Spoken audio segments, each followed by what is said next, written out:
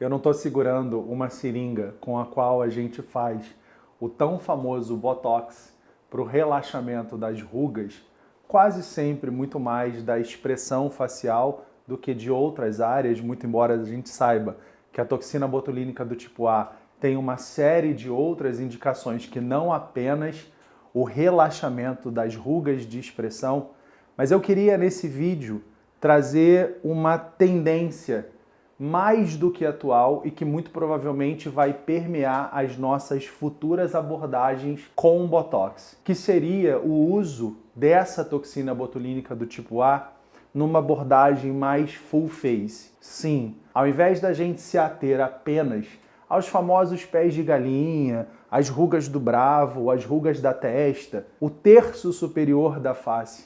Aliás, pontos clássicos e talvez um dos primeiros na curva de aprendizagem de qualquer profissional que se lança para a cosmetria, a gente agora vai precisar, com muito conhecimento, com muita valorização da ciência, com muito respeito às várias décadas de estudo sobre isso daqui, muito mais entender sobre anatomia e as descobertas que não param de acontecer, e eu faço questão de conversar com vocês sobre uma das mais atuais nesse vídeo e muito menos relacionar isso daqui a uma simples injeção. Não significa que o simples fato de eu saber dar uma injeção me capacita ou deveria me habilitar a, no mercado, dizer que eu sei fazer Botox. Vamos lá, vamos conversar um pouquinho melhor sobre isso.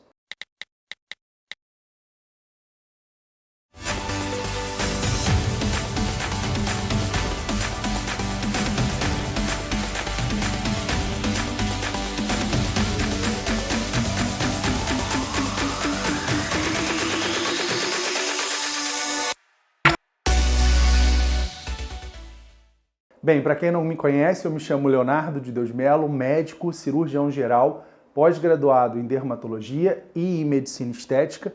E para você que já me conhece nesses mais de 4 anos de canal, eu só tenho a agradecer pela tua audiência fiel, pelo teu gasto extremamente rico de tempo, de energia, do dispêndio que você tem de carinho através do teu like, do teu compartilhamento, da tua inscrição, do compartilhamento do canal para todo mundo, com todo mundo que você conheça e que tal como você curta estética facial, corporal e esse bate-papo despretensioso, mas que tenta, dentre outras coisas, sobretudo esclarecer, compartilhar análise crítica em relação a um mercado cada vez mais heterogêneo e infelizmente vítima de muitos achismos e de muitos modismos. Bem, no que diz respeito ao uso do Botox, por que eu disse para vocês que muito provavelmente, e aí a gente tem que ter cuidado porque medicina, e aí eu vou falar da medicina por ser médico, medicina não é receita de bolo e as individualidades e especificidades de cada paciente, lógico que precisam ser sempre consideradas. Mas deverá ser uma tendência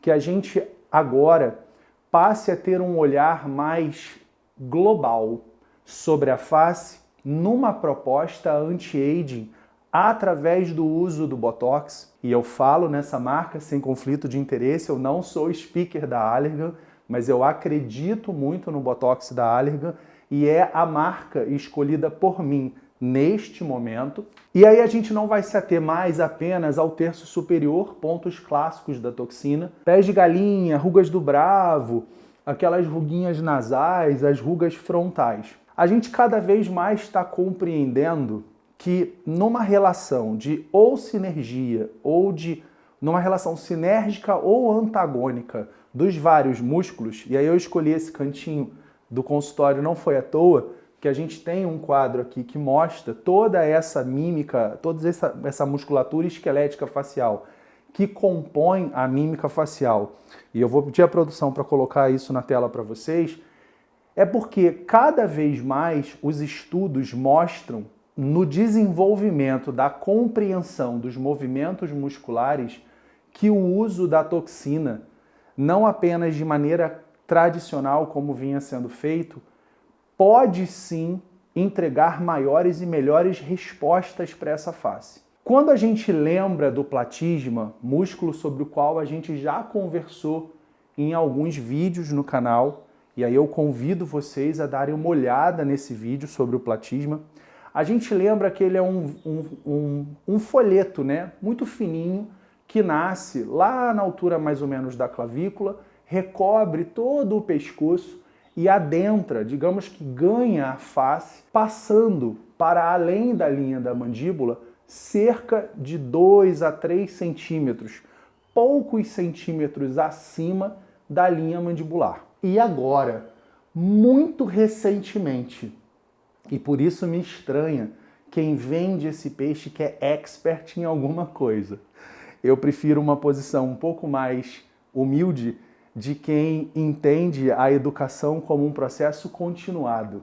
E que quando a gente acha que sabe, ainda tem muito mais coisa para aprender. Mas agora, muito recentemente, a gente teve um artigo científico de peso demonstrando que os pontos de toxina botulínica feitos no platisma acima da linha da mandíbula poderiam tanto neuromodular, que é o termo que a gente usa, o movimento desse músculo que puxa a gente para baixo, então, de modo que ao soltar, digamos assim, ou ao anular, né, ainda que do ponto de vista reversível, temporário, esse movimento descendente, a gente conseguiria um efeito indireto de até uma possível percepção de ganho na volumização do terço médio. É isso mesmo que eu estou dizendo para vocês.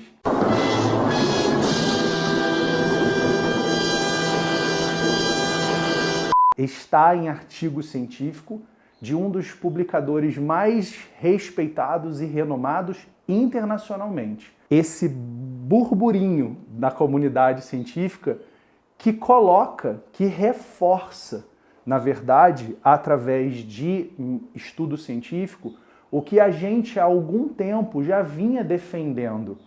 Mas a ciência tem muito esse papel, né, de às vezes revisitar um assunto muito mais para reforçar o que a gente quase tinha certeza, digamos assim. Mas na medida em que se reforça, cria-se uma maior robustez naquela informação. Então, hoje, estão mais robustos os potenciais neuromoduladores dos pontos do platisma acima da mandíbula, porque aí é como se eu soltasse um pouco mais essa face e não puxasse ela, coisa que a gravidade, enfim, e toda a reunião dos fatores intrínsecos e extrínsecos do envelhecimento já estariam fazendo sobre mim e sobre você, jogando a gente para baixo. Então a gente anularia esse vetor importante que nos puxa para baixo, deixando vencer, eu brinco que numa espécie de um cabo de guerra, a gente enfraquece a equipe de baixo para deixar a equipe de cima vencer. E a gente tem uma percepção de melhora no volume do terço médio. E agora, pasmem mais ainda, a gente também pode ter, claro que dependendo do indivíduo, a percepção de melhora na sombra da olheira. Eles estão deixando a gente sonhar.